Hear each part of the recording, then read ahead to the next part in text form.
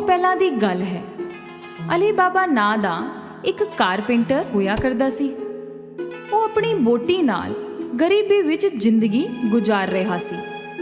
ਅਲੀ ਬਾਬਾ ਆਪਣੇ ਖੋਤੇ ਨੂੰ ਲੈ ਕੇ ਜੰਗਲ ਵਿੱਚ ਲੱਕੜੀਆਂ ਕੱਟਣ ਜਾਇਆ ਕਰਦਾ ਸੀ ਅਤੇ ਉਹਨਾਂ ਲੱਕੜੀਆਂ ਨੂੰ ਵੇਚ ਕੇ ਹੀ ਗੁਜ਼ਾਰਾ ਕਰਦਾ ਸੀ। ਇੱਕ ਦਿਨ ਉਹ ਲੱਕੜੀਆਂ ਕੱਟਣ ਜੰਗਲ ਵਿੱਚ ਗਿਆ।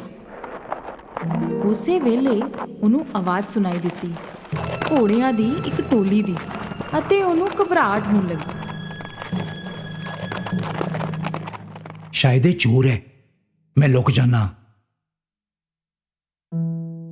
ਖੋਤੇ ਨੂੰ ਝਾੜੀਆਂ ਦੇ ਪਿੱਛੇ ਲੁਕਾ ਕੇ ਅਲੀ ਬਾਬਾ ਪੇੜ ਉੱਤੇ ਚੜ ਗਿਆ।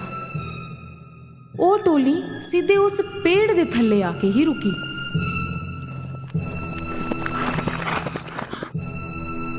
ਅਲੀ ਬਾਬਾ ਨੇ ਗਿਣਤੀ ਕੀਤੀ, ਉਹ ਪੂਰੇ 40 ਸੀ।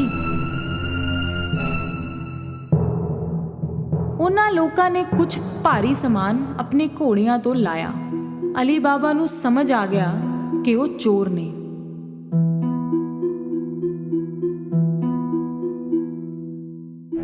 ਉਹਨਾਂ ਦਾ ਸਰਦਾਰ ਇੱਕ ਵੱਡੀ ਚਟਾਨ ਕੋਲ ਗਿਆ ਅਤੇ ਜ਼ੋਰ ਨਾਲ ਚਿল্ਲਾਇਆ, ਖੁੱਲ ਜਾ ਸਿਮ ਸਿਮ। ਉਸੇ ਵੇਲੇ ਕੁਝ ਅਜੀਬ ਹੋਇਆ। ਉਹ ਵੱਡੀ ਚਟਾਨ ਹਟ ਗਈ, ਜਿਵੇਂ ਇੱਕ ਗੇਟ ਹੋਵੇ, ਅਤੇ ਸਾਹਮਣੇ ਸੀ ਇੱਕ ਗੁਫਾ। ਸਾਰੇ ਚੋਰ ਇੱਕ ਇੱਕ ਕਰਕੇ ਅੰਦਰ ਗਏ ਆਪਣੇ ਭਾਰੀ ਸਮਾਨ ਦੇ ਨਾਲ। ਆਖਰੀ ਚੋਰ ਦੇ ਜਾਂਦੇ ਹੀ ਉਹ ਚਟਾਨ ਫੇਰ ਆਪਣੀ ਥਾਂ ਉੱਤੇ ਆ ਗਈ। ਅਲੀ ਬਾਬਾ ਨੂੰ ਭਰੋਸਾ ਨਹੀਂ ਹੋਇਆ, ਪਰ ਥੋੜੀ ਦੇਰ ਬਾਅਦ ਉਹ ਚਟਾਨ ਫੇਰ ਹਿੱਲੀ ਤੇ ਚੋਰ ਬਾਹਰ ਆਏ।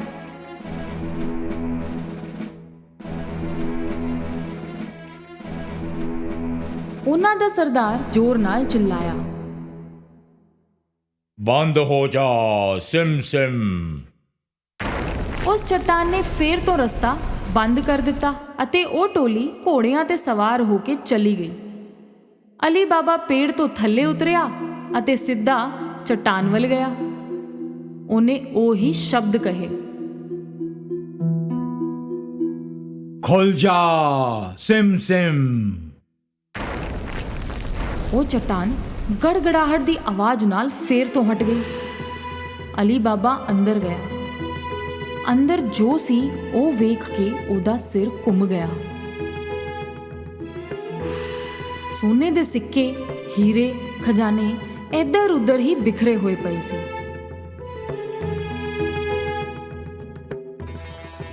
ਉਹਨੇ ਚੁਣ ਕੇ 3 ਬੋਰੀਆਂ ਸੰਭਾਲ ਲਿਆ ਅਤੇ ਨਿਕਲ ਗਿਆ।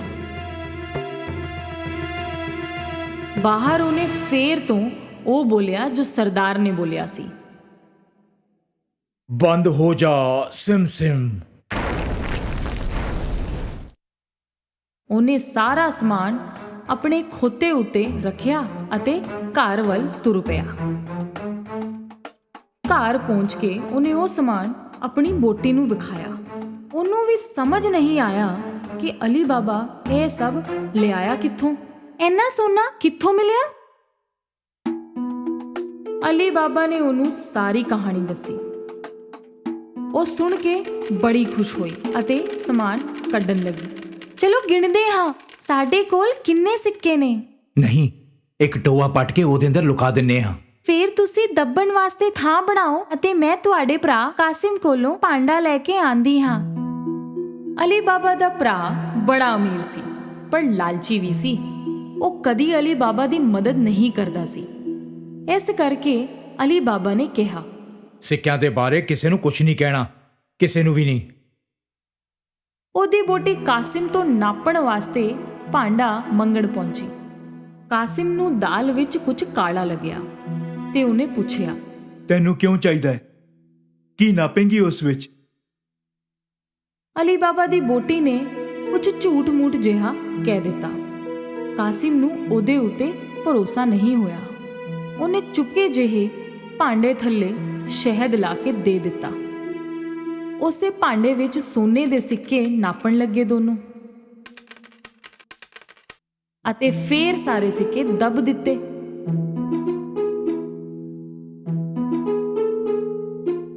ਉਸ ਤੋਂ ਬਾਅਦ ਅਲੀ ਬਾਬਾ ਦੀ ਬੋਟੀ ਕਾਸਿਮ ਨੂੰ ਭਾਂਡਾ ਮੋੜਨ ਗਈ, ਪਰ ਉਹਨੇ ਵੇਖਿਆ ਹੀ ਨਹੀਂ ਕਿ ਭਾਂਡੇ ਥੱਲੇ ਸੋਨੇ ਦਾ ਇੱਕ ਸਿੱਕਾ ਚਿਪਕ ਗਿਆ ਸੀ।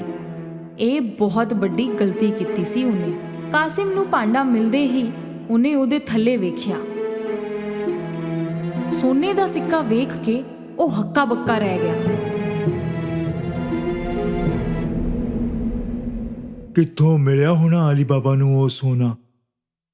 ਕਾਸਿਮ ਦੀ ਨੀਂਦ ਉੜ ਗਈ।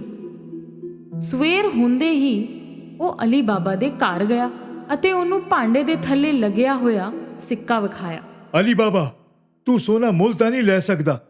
ਕਿੱਥੋਂ ਆਇਆ ਇਹ ਸੋਨਾ? ਦੱਸ ਮੈਨੂੰ।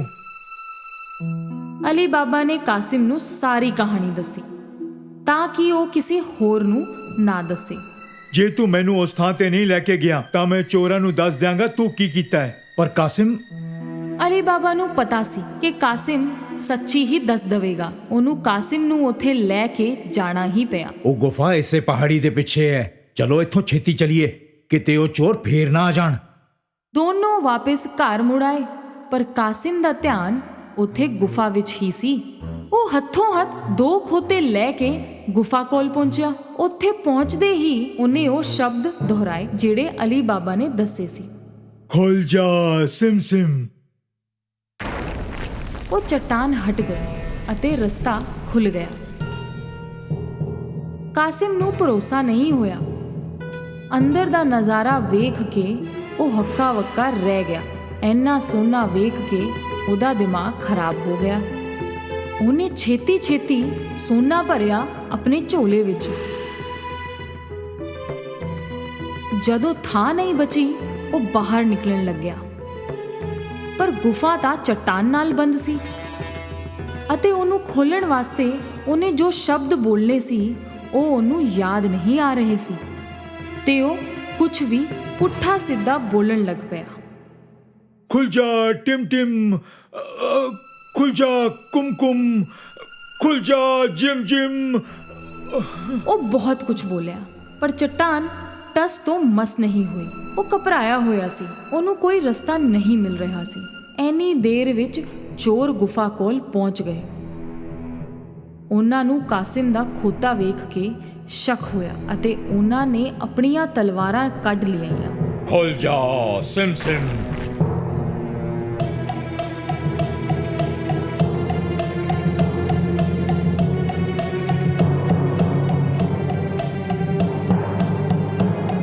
ਰਸਤਾ ਖੁੱਲਦੇ ਹੀ ਚੋਰਾਂ ਨੇ ਕਾਸਿਮ ਨੂੰ ਫੜ ਲਿਆ ਅਤੇ ਉਹਨੂੰ ਸਜ਼ਾ ਦਿੱਤੀ। ਤਾਂ ਇਹ ਚੋਰ ਸਾਡੀ ਚੋਰੀ ਕਰ ਰਿਹਾ ਸੀ। ਦੇਰ ਰਾਤ ਹੋਣ ਤੋਂ ਬਾਅਦ ਵੀ ਜਦੋਂ ਕਾਸਿਮ ਘਰ ਨਹੀਂ ਮੁੜਿਆ ਤਾਂ ਉਹਦੀ ਬੋਟੀ ਨੂੰ ਫਿਕਰ ਹੋਣ ਲੱਗੀ। ਉਹਨੇ ਅਲੀ ਬਾਬਾ ਕੋਲੋਂ ਮਦਦ ਮੰਗੀ। ਅਲੀ ਬਾਬਾ ਨੂੰ ਵੀ ਕਾਸਿਮ ਦੀ ਫਿਕਰ ਸੀ। ਉਹ ਗੁਫਾ ਕੋਲ ਪਹੁੰਚਿਆ ਤਾਂ ਉਹਨੂੰ ਕਾਸਿਮ ਦੇ ਖੋਤੇ ਦਿਸੇ। ਤਾਂ ਉਹ ਸਮਝ ਗਿਆ ਕਿ ਕਾਸਿਮ ਨੂੰ ਚੋਰਾਂ ਨੇ ਮਾਰ ਦਿੱਤਾ ਹੋਵੇਗਾ। ਉਹਨੇ ਆਪਣੀ ਬੋਟੀ ਨੂੰ ਸਭ ਕੁਝ ਦੱਸਿਆ। ਉਹਨਾਂ ਨੇ ਫੈਸਲਾ ਕੀਤਾ ਕਿ ਉਹ ਇਹ ਗੱਲ ਕਿਸੇ ਨੂੰ ਨਹੀਂ ਦੱਸਣਗੇ। ਕੁਝ ਦਿਨਾਂ ਬਾਅਦ ਅਲੀ ਬਾਬਾ ਅਤੇ ਉਹਦੀ ਬੋਟੀ ਕਾਸਿਮ ਦੇ ਘਰ ਵਿੱਚ ਰਹਿਣ ਲੱਗੇ। ਉਹਨਾਂ ਨੇ ਉਹਦਾ ਕੰਮਕਾਜ ਸੰਭ ਲਿਆ ਅਤੇ ਬੜੀ ਤਰੱਕੀ ਕੀਤੀ। ਉਹ ਬਹੁਤ ਅਮੀਰ ਹੋ ਗਏ। ਕੁਝ ਦਿਨਾਂ ਬਾਅਦ ਚੋਰਾਂ ਦੇ ਸਰਦਾਰ ਨੂੰ ਸਮਝ ਆਇਆ ਕਿ ਗੁਫਾ ਵਿੱਚੋਂ ਦਿਨ ਬ ਦਿਨ ਸੋਨਾ ਘੱਟ ਹੁੰਦਾ ਜਾ ਰਿਹਾ ਸੀ ਤੇ ਉਹਨੇ ਇੱਕ ਚੋਰ ਨੂੰ ਧਿਆਨ ਰੱਖਣ ਵਾਸਤੇ ਕਿਹਾ। ਸ਼ਹਿਰ 'ਚ ਜਾਓ ਤੇ ਵੇਖੋ ਕੀ ਕੋਈ ਏਦਾਂ ਦਾ ਹੈ ਜੋ ਨਵਾਂ ਅਮੀਰ ਬਣਿਆ ਹੋਵੇ ਤੇ ਬਹੁਤ ਜ਼ਿਆਦਾ ਖਰਚਾ ਕਰ ਰਿਹਾ ਹੋਵੇ। ਉਸ ਚੋਰ ਦੀ ਨਜ਼ਰ ਪਈ ਅਲੀ ਬਾਬਾ ਉੱਤੇ, ਜਿਹੜਾ ਸੋਨੇ ਦੇ ਸਿੱਕੇ ਲੈ ਕੇ ਬਾਜ਼ਾਰ ਵਿੱਚ ਘੁੰਮ ਰਿਹਾ ਸੀ। ਉਹਨੇ ਅਲੀ ਬਾਬਾ ਦਾ ਪਿੱਛਾ ਕੀਤਾ। ਅਲੀ ਬਾਬਾ ਦੇ ਘਰ ਦੇ ਅੰਦਰ ਜਾਂਦੇ ਹੀ ਚੋਰ ਨੇ ਅਲੀ ਬਾਬਾ ਦੇ ਬੂਹੇ ਉੱਤੇ ਨਿਸ਼ਾਨ ਬਣਾ ਦਿੱਤਾ।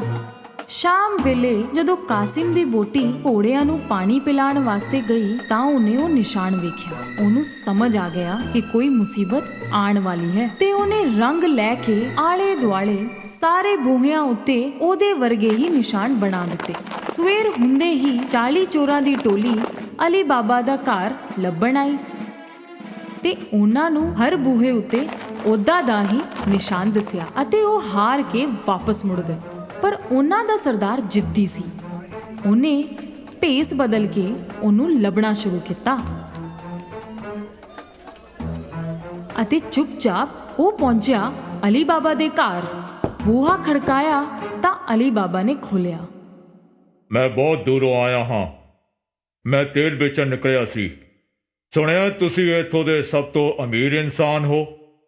ਤੇਲ ਬਹੁਤ ਹੀ ਵਧੀਆ ਹੈ, ਖਰੀਦੋਗੇ? ਅਲੀ ਬਾਬਾ ਨੇ ਸਰਦਾਰ ਨੂੰ ਤੇਲ ਦਾ ਵਪਾਰੀ ਸਮਝ ਕੇ ਉਹਨੂੰ ਰਾਤ ਦੇ ਖਾਣ ਉੱਤੇ ਆਉਣ ਵਾਸਤੇ ਕਿਹਾ। ਤੇਲ ਦੀਆਂ 40 ਬਰਨੀਆਂ ਲੈ ਕੇ ਉਹ ਅਲੀ ਬਾਬਾ ਦੇ ਘਰ ਪਹੁੰਚਿਆ।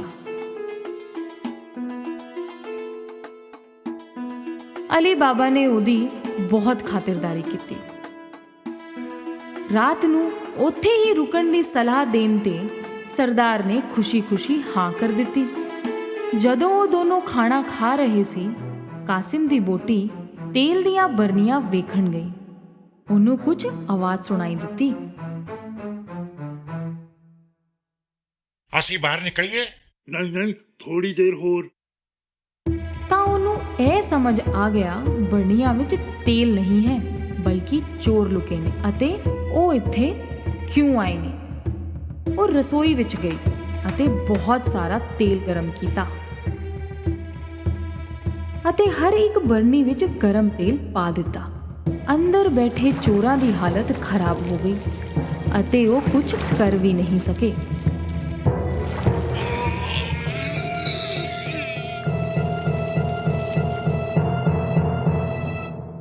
ਦੇਰ ਰਾਤ ਸਾਰਿਆਂ ਦੇ ਸੌਣ ਪਿੱਛੋਂ ਸਰਦਾਰ ਉਹਨਾਂ ਕੋਲ ਆਇਆ।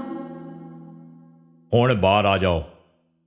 ਉਹਨੂੰ ਕੋਈ ਵੀ ਹਰਕਤ ਨਹੀਂ ਦਿਸੀ ਤਾਂ ਉਹ ਫੇਰ ਬੋਲਿਆ। ਸੌਂ ਗਏ ਕੀ? ਉਹਨੇ ਫੇਰ ਕਿਹਾ, ਪਰ ਕੋਈ ਜਵਾਬ ਨਹੀਂ ਮਿਲਿਆ ਤੇ ਉਹਨੇ ਇੱਕ ਬਰਨੀ ਖੋਲ ਕੇ ਵੇਖੀ। ਉਹਨੇ ਜੋ ਵੇਖਿਆ ਉਹ ਵੇਖ ਕੇ ਉਹਦਾ ਦਿਲ ਬਹਿ ਗਿਆ। ਕਿਤੇ ਉਹ ਵੀ ਨਾ ਫੜਿਆ ਜਾਵੇ, ਇਹ ਸੋਚ ਕੇ ਉਹ ਡਰ ਗਿਆ ਅਤੇ ਉੱਥੋਂ ਭੱਜਿਆ ਤੇ ਫੇਰ ਕਦੇ ਮੁੜ ਕੇ ਵਾਪਸ ਨਹੀਂ ਆਇਆ। ਅਗਲੀ ਸਵੇਰ ਕਾਸਿਮ ਦੀ ਬੋਟੀ ਨੇ ਅਲੀ ਬਾਬਾ ਨੂੰ ਇਸ ਹਾਦਸੇ ਬਾਰੇ ਸਭ ਕੁਝ ਦੱਸਿਆ। ਹੁਣ ਉਹ ਬਿਨਾਂ ਚੋਰਾਂ ਦੀ ਫਿਕਰ ਕੀਤੇ ਪੂਰੇ ਪਰਿਵਾਰ ਨਾਲ ਹਸੀ ਖੁਸ਼ੀ ਜੀਵਨ ਬਿਤਾਉਣ ਲੱਗੇ।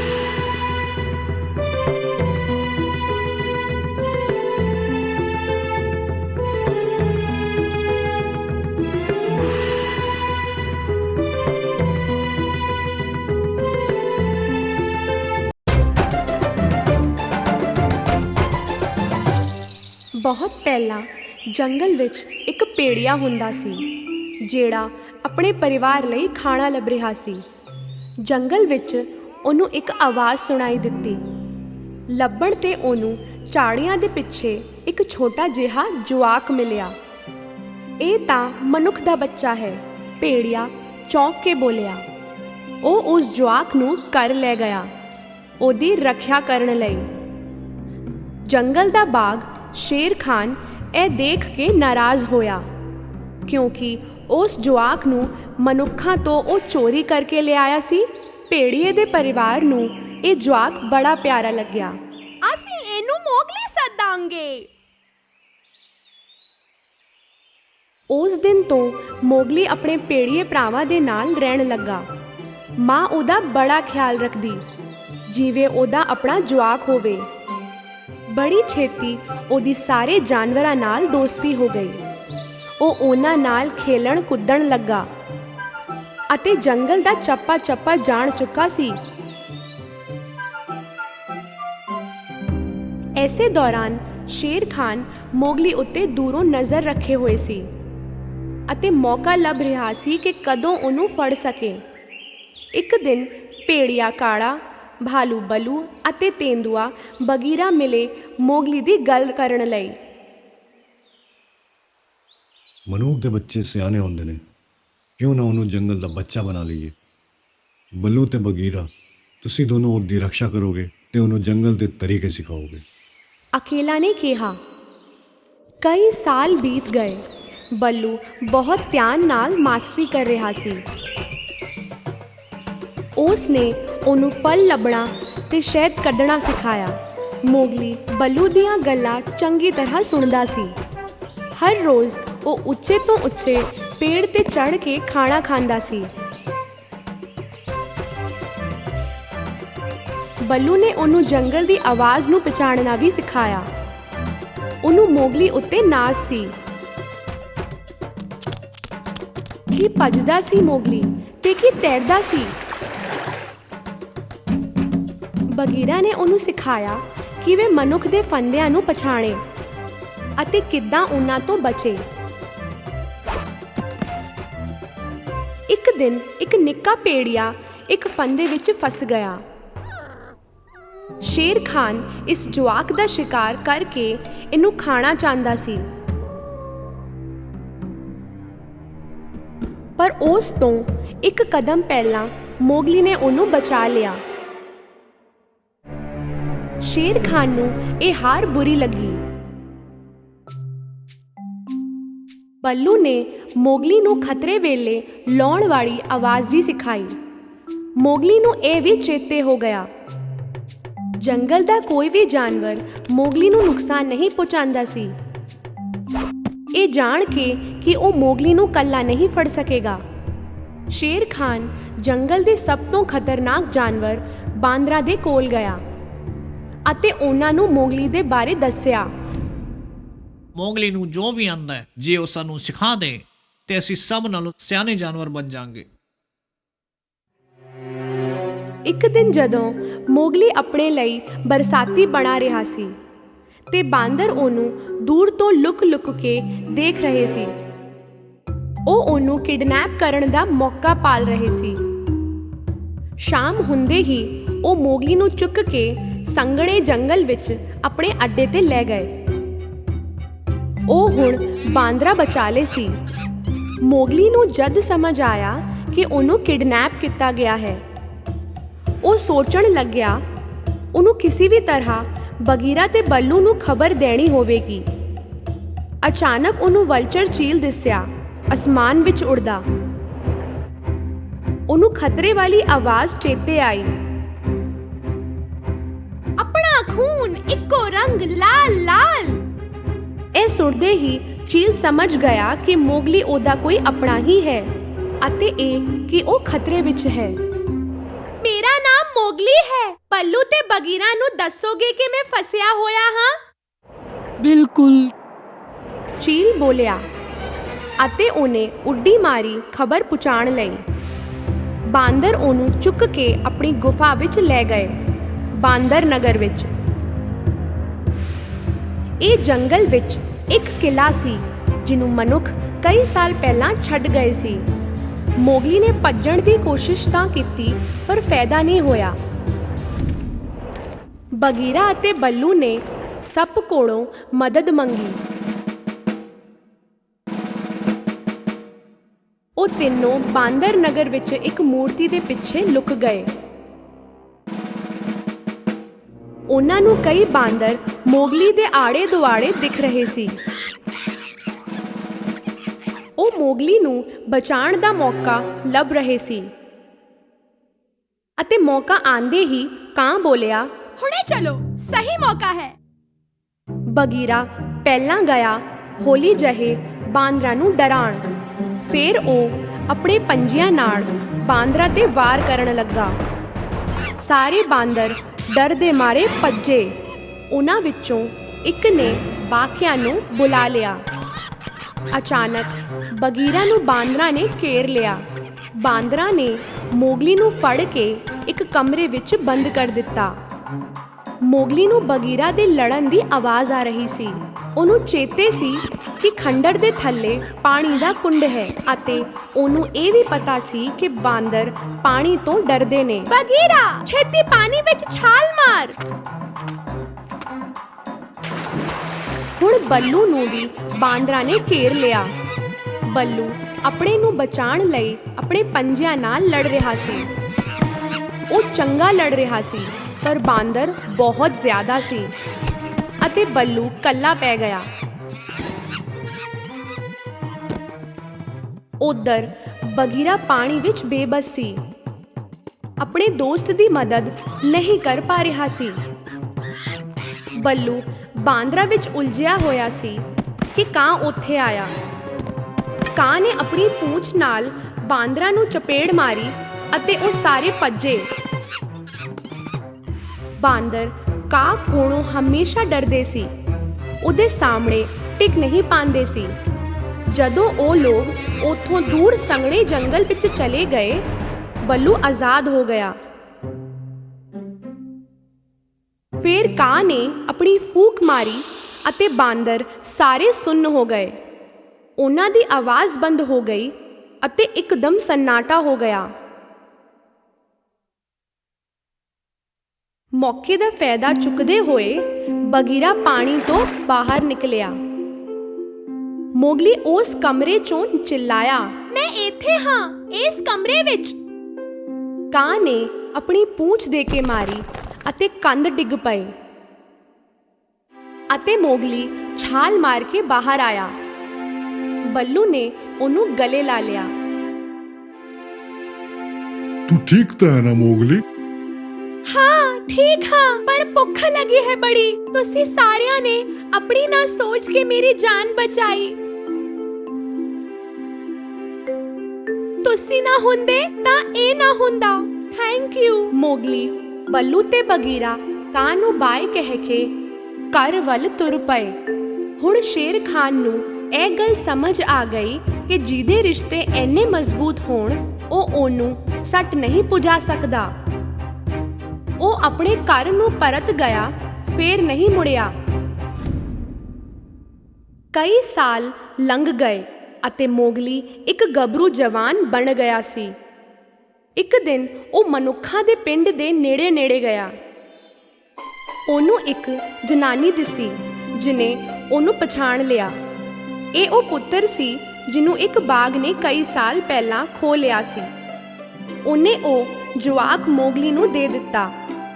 ਮੋਗਲੀ ਚੌਂਕ ਗਿਆ ਕਿਉਂਕਿ ਇਹ ਜਵਾਕ ਬਿਲਕੁਲ ਬਚਪਨ ਦਾ ਮੋਗਲੀ ਲੱਗਦਾ ਸੀ। ਤਾਂ ਉਹਨੂੰ ਸਮਝ ਆਇਆ ਕਿ ਉਹ ਜਵਾਕ ਉਹਦਾ ਭਰਾ ਅਤੇ ਉਹ ਜਨਾਨੀ ਉਹਦੀ ਮਾਂ ਹੈ। ਬੱਲੂ, ਬਗੀਰਾ ਅਤੇ ਕਾਂ ਉਹਨਾਂ ਨੂੰ ਦੇਖ ਰਹੇ ਸੀ। ਹੁਣ ਤੁਸੀਂ ਆਪਣੇ ਪਰਿਵਾਰ ਨਾਲ ਰਹਿ ਸਕਦੇ ਹੋ ਮੋਗਲੀ। ਲੋੜ ਹੋਵੇ ਜੇ ਸਾਡੀ ਮਹਿਸੂਸ ਤਾਂ ਆਵਾਜ਼ ਦੇ ਦੀ ਬਸ। ਤੁਸੀਂ ਸਾਡੇ ਭਰਾ ਹੋ, ਇੰਨਾ ਭੁੱਲੇ ਕਦੀ। Good bye Mowgli. ਉਹਦੇ ਦੋਸਤਾਂ ਨੇ ਉਹਦੇ ਤੋਂ ਵਿਦਾ ਲਿੱਤੀ ਅਤੇ ਮੋਗਲੀ ਆਪਣੇ ਇਸ ਪਰਿਵਾਰ ਨਾਲ ਖੁਸ਼ੀ-ਖੁਸ਼ੀ ਰਿਹਾ।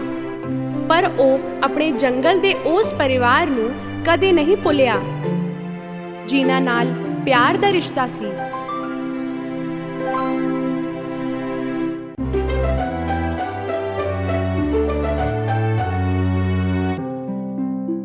ਕਈ ਸਾਲ ਪਹਿਲਾਂ ਇੱਕ ਛੋਟੇ ਜਿਹੇ ਸ਼ਹਿਰ 'ਚ ਇੱਕ ਖਿਲੌਣਿਆਂ ਵਾਲਾ ਰਹਿੰਦਾ ਸੀ, ਜਿਹਦਾ ਨਾਮ ਜਪੇਟੋ ਸੀ। ਉਹ ਲੱਕੜੀ ਦੇ ਖਿਲੌਣੇ ਬਣਾ ਕੇ ਵੇਚਦਾ ਸੀ। ਉਹਨੂੰ ਜ਼ਿੰਦਗੀ ਵਿੱਚ ਇੱਕੋ ਦੁੱਖ ਸੀ ਕਿ ਉਹਦਾ ਕੋਈ ਜਵਾਕ ਨਹੀਂ ਸੀ। ਇੱਕ ਦਿਨ ਜੰਗਲ 'ਚ ਉਹਨੂੰ ਇੱਕ ਪੇੜ ਦਾ ਤਣਾ ਮਿਲਿਆ ਜਿਹੜਾ ਖਿਲੌਣੇ ਬਣਾਉਣ ਵਾਸਤੇ ਚੰਗਾ ਸੀ। ਬਿਲਕੁਲ ਸਹੀ ਹੈ ਇਹ ਲੱਕੜੀ। ਮੈਂ ਇਹਦੇ ਨਾਲ ਇੱਕ ਪਿਆਰਾ ਜਿਹਾ ਪੁਤਲਾ ਬਣਾਵਾਂਗਾ।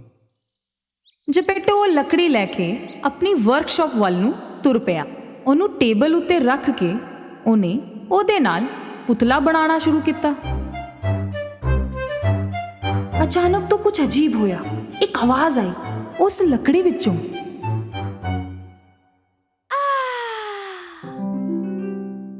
ਪਹਿਲਾਂ ਤਾਂ ਜਪੇਟੋ ਚੌਂਕ ਗਿਆ, ਪਰ ਫਿਰ ਉਹਨੂੰ ਲੱਗਿਆ ਕਿ ਉਹਨੇ ਗਲਤ ਸੁਣਿਆ ਤੇ ਉਹਨੇ ਪੁਤਲਾ ਬਣਾਉਣਾ ਚਾਲੂ ਰੱਖਿਆ। ਤੇ ਫਿਰ ਉਹੀ ਆਵਾਜ਼ ਵਾਪਸ ਆਈ। लगता है मैं सठिया गया। मेरे कान बजन लग पे ने। ਜਪੇਟੋ ਨੇ ਆਪਣਾ ਕੰਮ ਚਾਲੂ ਰੱਖਿਆ। ਸਭ ਤੋਂ ਪਹਿਲਾਂ ਪੁਤਲੇ ਦਾ ਚਿਹਰਾ ਬਣਿਆ, ਫਿਰ ਉਹਦੇ ਹੱਥ ਤੇ ਪੈਰ। ਜਪੇਟੋ ਦਾ ਪੁਤਲਾ ਪੂਰਾ ਬਣ ਗਿਆ। ਉਹਨੂੰ ਕੁਰਸੀ ਤੇ ਰੱਖ ਕੇ ਉਹਨੇ ਸਫਾਈ ਕੀਤੀ। ਉਸੇ ਵੇਲੇ ਉਹਨੂੰ ਇੱਕ ਆਵਾਜ਼ ਆਈ, ਹੈਲੋ। ਜਪੇਟੋ ਨੇ ਆਲੇ ਦੁਆਲੇ ਵੇਖਿਆ, ਪਰ ਉਹਨੂੰ ਪੁਤਲੇ ਤੋਂ ਬਗੈਰ ਹੋਰ ਕੋਈ ਨਹੀਂ ਦਿਸਿਆ। ਤੇ ਉਹਨੇ ਆਪਣਾ ਕੰਮ ਚਾਲੂ ਰੱਖਿਆ। ਥੋੜੇ ਚਿਰਾਂ ਬਾਅਦ ਪੁਤਲੇ ਨੇ ਕੁਰਸੀ ਤੋਂ ਥੱਲੇ ਛਾਲ ਮਾਰੀ ਤੇ ਉਹ ਨੱਚਣ ਲੱਗ ਪਿਆ। ਇਹ ਵੇਖ ਕੇ ਜਪੇਟੂ ਦਾ ਸਿਰ ਚੱਕਰ ਖਾਣ ਲੱਗ ਪਿਆ। अरे बाप रे, इस पुतले इस तो जान है।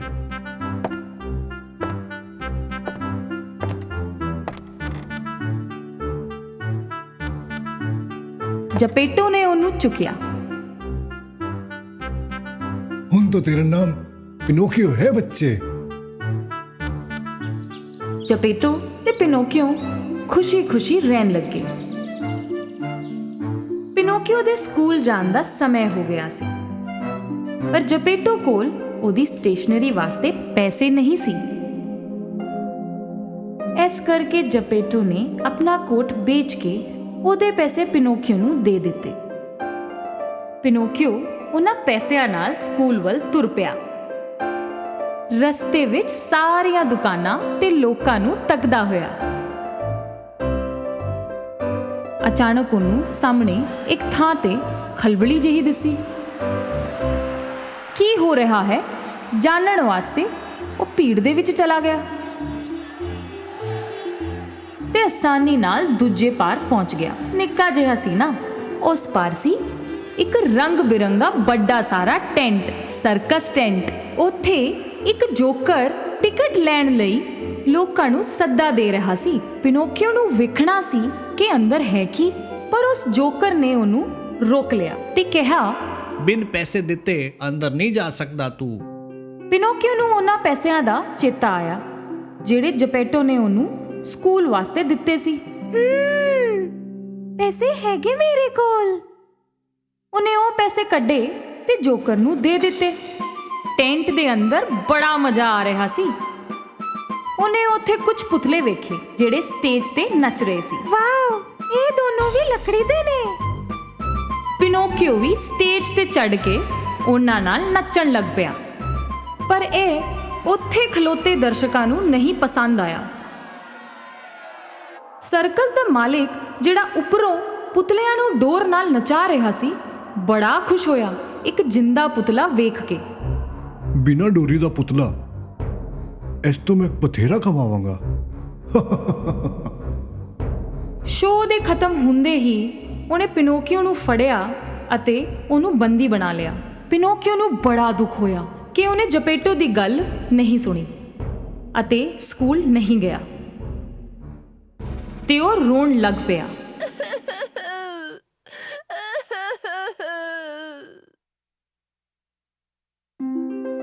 ਪਿਨੋਕੀਓ ਨੂੰ ਇਸ ਤਰ੍ਹਾਂ ਅਫਸੋਸ ਕਰਦੇ ਹੋਏ ਵੇਖ ਇੱਕ ਫੇਰੀ ਉੱਥੇ ਆਈ। ਤੈਨੂੰ ਆਪਣੇ ਪਾਪਾ ਦੀ ਗੱਲ ਮੰਨਣੀ ਚਾਹੀਦੀ ਸੀ, ਪਰ ਤੈਨੂੰ ਆਪਣੀ ਗਲਤੀ ਦਾ ਅਹਿਸਾਸ ਤਾਂ ਹੈ, ਇਸ ਕਰਕੇ ਮੈਂ ਤੈਨੂੰ ਇੱਥੋਂ ਕੱਢੂੰਗੀ, ਪਰ ਉਹੀ ਗਲਤੀ ਫੇਰ ਨਾ ਕਰੀ। ਪਿਨੋਕੀਓ ਬਹੁਤ ਖੁਸ਼ ਸੀ। ਉਹਨੇ ਆਪਣੇ ਹੰਝੂ ਪੁੰਝੇ। ਪਰ ਹੁਣ ਮੇਰੇ ਕੋਲ ਕੋਈ ਪੈਸੇ ਨਹੀਂ ਹੈ, ਮੈਂ ਸਕੂਲ ਕਿਵੇਂ ਜਾਵਾਂਗਾ? ਫੈਰੀ ਨੇ ਜਾਦੂ ਕੀਤਾ ਤੇ ਪਿਨੋਕੀਓ ਤੇ ਹੱਥ 'ਚ ਪੈਸੇ ਆ ਗਏ। ਇਹਨਾਂ ਪੈਸਿਆਂ ਦਾ ਗਲਤ ਇਸਤੇਮਾਲ ਨਾ ਕਰੀ, ਹੁਣ ਸਿੱਧਾ ਸਕੂਲ ਜਾ। ਫੈਰੀ ਨੇ ਉਹਨੂੰ ਸਰਕਸ ਤੋਂ ਛੁਡਾ ਲਿਆ। ਖੁਸ਼ੀ ਨਾਲ ਚੁੰਮਦੇ ਗਾਉਂਦੇ ਪਿਨੋਕੀਓ ਸਕੂਲ ਵੱਲ ਤੁਰ ਪਿਆ।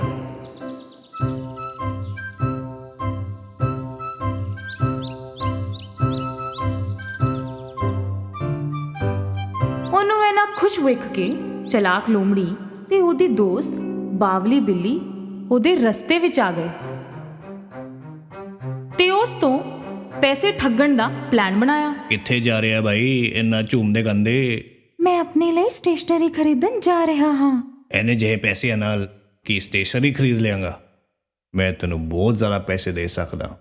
ਮੈਨੂੰ ਕੀ ਕਰਨਾ ਹੋਵੇਗਾ? ਸਾਨੂੰ ਇਹ ਪੈਸੇ ਦੇ ਦੇ, ਅਸੀਂ ਇਹਨੂੰ ਜਾਦੂ ਦੇ ਖੇਤ 'ਚ ਬੀਜ ਦਿਆਂਗੇ, ਫਿਰ ਤੁਹਾਡੇ ਕੋਲ ਆਪਣਾ ਧਨ ਵ੍ਰਿਕਸ਼ ਹੋਏਗਾ। ਜਦ ਵੀ ਜੀ ਕਰੇ ਜਾ ਕੇ ਉੱਥੋਂ ਪੈਸੇ ਤੋੜ ਲਿਆ ਕਰੀਂ। ਭੋਲੇ ਭਾਲੇ ਪਿਨੋਕੀਓ ਨੇ ਲੋਮੜੀ ਦੀ ਗੱਲ ਮੰਨ ਲਈ ਤੇ ਉਹਨੂੰ ਪੈਸੇ ਦੇ ਦਿੱਤੇ। ਪੈਸੇ ਲੈ ਕੇ ਲੋਮੜੀ ਤੇ ਬਿੱਲੀ ਉੜਨਛੂ ਹੋ ਗਏ। ਪਿਨੋਕੀਓ ਨੂੰ ਪਰੇਸ਼ਾਨ ਵੇਖ ਕੇ ਫੈਰੀ ਫੇਰ ਆਈ। ਤੂੰ ਹੱਲੇ ਤੱਕ ਸਕੂਲ ਨਹੀਂ ਪੁੱਜਿਆ? ਮੈਂ ਜਿਹੜੇ ਪੈਸੇ ਦਿੱਤੇ ਸੀ ਸਟੇਸ਼ਨਰੀ ਵਾਸਤੇ ਉਹ ਕਿੱਥੇ ਨੇ? ਫੈਰੀ ਨੂੰ ਪਤਾ ਸੀ ਕਿ ਉਹਨੇ ਪੈਸੇ ਲੋਮੜੀ ਨੂੰ ਦੇ ਦਿੱਤੇ ਨੇ। ਉਹਨੇ ਪਿਨੋਕੀਓ ਨੂੰ ਕਿਹਾ, ਮੇਰੇ ਨਾਲ ਝੂਠ ਨਾ ਬੋਲੀ ਵਰਨਾ ਪਨਿਸ਼ ਕਰਾਂਗੀ ਮੈਂ। ਫੇਰ ਵੀ ਪਿਨੋਕੀਓ ਨੇ ਝੂਠ ਬੋਲਿਆ। ਮੈਂ ਸਟੇਸ਼ਨਰੀ ਖਰੀਦ ਲਈ ਪਰ ਸਕੂਲ ਵਿੱਚ ਰੱਖ ਦਿੱਤੀ। ਐਨਾ ਬੋਲਦੇ ਹੀ ਉਹਦੀ ਨੱਕ ਲੰਬੀ ਹੋਣ ਲੱਗੀ। ਕੀ ਤੂੰ ਸੱਚ ਕਹਿ ਰਿਹਾ ਹੈ? ਜਿਵੇਂ ਜਿਵੇਂ ਉਹ ਝੂਠ ਬੋਲਦਾ ਗਿਆ ਉਹਦੀ ਨੱਕ ਹੋਰ ਲੰਬੀ ਹੁੰਦੀ ਗਈ, ਐਨੀ ਲੰਬੀ ਕਿ ਸਿਰ ਹਿਲਾਣਾ ਮੁਸ਼ਕਿਲ ਹੋ ਗਿਆ ਸੀ। ਅਰੇ ਰੇ, ਇਹ ਕੀ ਹੋ ਰਿਹਾ ਹੈ? ਫਿਰ ਉਹਨੇ ਫੇਰੀ ਨੂੰ ਸੱਚ-ਸੱਚ ਸਭ ਦੱਸ ਦਿੱਤਾ ਕਿ ਕੀ ਹੋਇਆ ਸੀ। ਪਿਨੋਕੀਓ ਨੇ ਸੱਚਾਈ ਦਾ ਰਸਤਾ ਚੁਣਿਆ, ਇਸ ਕਰਕੇ ਫੇਰੀ ਨੇ ਉਹਦੀ ਨੱਕ ਠੀਕ ਕਰ ਦਿੱਤੀ। ਮੈਂ ਤੈਨੂੰ ਮਾਫ ਕੀਤਾ ਕਿਉਂਕਿ ਤੂੰ ਸੱਚ ਬੋਲਿਆ। ਜਾਦੂ ਨਾਲ ਉਹਨੇ ਉਹ ਪੈਸੇ ਪਿਨੋਕੀਓ ਨੂੰ ਦੇ ਦਿੱਤੇ ਜਿਹੜੇ ਲੋਮੜੀ ਨੇ ਉਹਦੇ ਤੋਂ ਲਿੱਤੇ ਸੀ, ਤੇ ਉਹਨੂੰ ਸਮਝਾਇਆ ਕਿ ਪੈਸੇ ਬਰਬਾਦ ਨਾ ਕਰੀ। ਫਿਰ ਤੋਂ ਪੈਸਿਆਂ ਨੂੰ ਹੱਥ ਵਿੱਚ ਫੜੇ ਪਿਨੋਕੀਓ ਝੁੰਮਦੇ ਗਾਉਂਦੇ ਫੇਰ ਅੱਗੇ ਨੂੰ ਤੁਰ ਪਿਆ। ਤੇ ਹੁਣ ਇੱਕ ਨਵੀਂ ਮੁਸੀਬਤ ਸਾਹਮਣੇ ਆਈ। ਸਰਕਸ ਦਾ ਮਾਲਿਕ ਜਿਨੇ ਉਹਨੂੰ ਬੰਦੀ ਬਣਾਇਆ ਸੀ ਉਹ ਉੱਥੇ ਹੀ ਖੜਾ ਸੀ। ਸਰਕਸ ਵਾਲਾ ਪਿਨੋਕੀਓ ਤੋਂ ਬਹੁਤ ਨਾਰਾਜ਼ ਸੀ ਕਿਉਂਕਿ ਉਹ ਉੱਥੋਂ ਭੱਜ ਗਿਆ ਸੀ। ਉਹ ਉਹਨੂੰ ਪਨਿਸ਼ ਕਰਨਾ ਚਾਹੁੰਦਾ ਸੀ। ਉਹਨੇ ਪਿਨੋਕੀਓ ਨੂੰ ਚੱਕ ਕੇ ਸਮੁੰਦਰ ਵਿੱਚ ਸੁੱਟ ਦਿੱਤਾ। ਪਿਨੋਕੀਓ ਸਮੁੰਦਰ ਵਿੱਚ ਡਿੱਗਿਆ ਤਾਂ ਸਹੀ ਪਰ ਡੁੱਬਿਆ ਨਹੀਂ, ਉਹ ਉੱਤੇ ਹੀ ਰਿਹਾ ਕਿਉਂਕਿ ਉਹ ਲੱਕੜੀ ਦਾ ਬਣਿਆ ਹੋਇਆ ਸੀ। ਉਹਨੂੰ ਉੱਤੇ ਰਹਿਣ ਵਿੱਚ ਬੜਾ ਮਜ਼ਾ ਆਇਆ ਤੇ ਉਹਨੇ ਹੱਥ ਪੈਰ ਮਾਰ ਕੇ ਤੈਰਨਾ ਸ਼ੁਰੂ ਕਰ ਦਿੱਤਾ ਤੇ ਉਹ ਹੌਲੀ-ਹੌਲੀ ਕੰਢੇ ਵੱਲ ਜਾਣ ਲੱਗਾ। ਓਏ, ਇਹ ਕੀ ਹੋਇਆ? ਕਿੱਥੇ ਹਾਂ ਮੈਂ?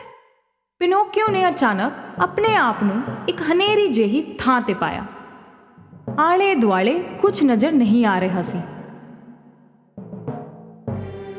ਅਸਲ ਵਿੱਚ ਪਿਨੋਕੀਓ ਨੂੰ ਇੱਕ ਵੱਡੀ ਮੱਛੀ ਨੇ ਨਿਗਲ ਲਿਆ ਸੀ ਤੇ ਹੁਣ ਉਹ ਉਹਦੇ ਢਿੱਡ ਦੇ ਅੰਦਰ ਸੀ। ਦੂਜੇ ਪਾਸੇ ਜਪੇਟੋ ਪਿਨੋਕੀਓ ਦੀ ਚਿੰਤਾ ਕਰ ਰਿਹਾ ਸੀ ਤੇ ਉਹਨੂੰ ਲੱਭਣ ਬਾਹਰ ਨਿਕਲਿਆ। ਪਿਨੋਕੀਓ, ਪਿਨੋਕੀਓ। ਅਖੀਰ ਵਿੱਚ ਉਹ ਉੱਥੇ ਪਹੁੰਚ ਗਿਆ ਜਿੱਥੋਂ ਪਿਨੋਕੀਓ ਨੂੰ ਸਮੁੰਦਰ ਵਿੱਚ ਸੁੱਟਿਆ ਗਿਆ ਸੀ। ਉੱਥੇ ਮਛੁਆਰਿਆਂ ਤੋਂ ਪੁੱਛਿਆ ਕਿ ਮੇਰਾ ਪੁੱਤਰ ਦਿਸਿਆ ਕਿਤੇ ਤੁਹਾਨੂੰ? ਇੱਕ ਮਛੁਆਰੇ ਨੂੰ ਪਤਾ ਸੀ ਉਸ ਮੁੰਡੇ ਦੇ ਬਾਰੇ। ਉਹਨੇ ਕਿਹਾ ਕਿ ਉਹ ਸਮੁੰਦਰ ਵਿੱਚ ਡਿੱਗ ਗਿਆ ਸੀ। ਜਪੇਟੋ ਨੇ ਉਹਨਾਂ ਕੋਲੋਂ ਮਦਦ ਮੰਗੀ। ਉਹਨਾਂ ਨੂੰ ਪਤਾ ਸੀ ਕਿ ਜਪੇਟੋ ਇੱਕ ਚੰਗਾ ਬੰਦਾ ਹੈ। ਉਹ ਤਿਆਰ ਹੋ ਗਏ ਉਹਦੀ ਮਦਦ ਲਈ। ਜਪੇਟੋ ਨੂੰ ਉਹਨਾਂ ਨੇ ਇੱਕ ਨਿੱਕੀ ਕਿਸ਼ਤੀ ਦੇ ਦਿੱਤੀ ਪਿਨੋਕੀਓ ਨੂੰ ਬਚਾਉਣ ਵਾਸਤੇ। ਜਪੇਟੋ ਕਿਸ਼ਤੀ ਲੈ ਕੇ ਸਮੁੰਦਰ ਵਿੱਚ ਜਾਣ ਲੱਗ ਪਿਆ। ਥੋੜੀ ਦੇਰ ਬਾਅਦ ਇੱਕ ਭਿਅੰਕਰ ਤੂਫਾਨ ਆ ਗਿਆ। ਇਸ ਨਿੱਕੀ ਜਿਹੀ ਕਿਸ਼ਤੀ ਤੋਂ ਉਹਨਾਂ ਵੱਡੀਆਂ ਲਹਿਰਾਂ ਦਾ ਸਾਹਮਣਾ ਨਹੀਂ ਕੀਤਾ ਗਿਆ ਤੇ ਉਹ ਡੁੱਬ ਗਈ ਤੇ ਜਪੇਟੋ ਅਚਾਨਕ ਸਮੁੰਦਰ ਦੇ ਪਾਣੀ ਵਿੱਚ ਸੀ। ਜਪੇਟੋ ਦੀ ਉਮਰ ਕਾਫੀ ਜ਼ਿਆਦਾ ਸੀ ਤੇ ਉਹਨੂੰ ਤੈਰਨਾ ਵੀ ਨਹੀਂ ਆਉਂਦਾ ਸੀ। ਉਹ ਡੂੰਘੇ ਸਮੁੰਦਰ ਵਿੱਚ ਡੁੱਬਣ ਲੱਗਿਆ। ਉਸੇ ਵੇਲੇ ਜਿਹੜੀ ਵੱਡੀ ਮੱਛੀ ਨੇ ਪਿਨੋਕੀਓ ਨੂੰ ਨਿਗਲ ਲਿਆ ਸੀ ਉਹਨੇ ਹੀ ਜਪੇਟੋ ਨੂੰ ਵੀ ਨਿਗਲ ਲਿਆ।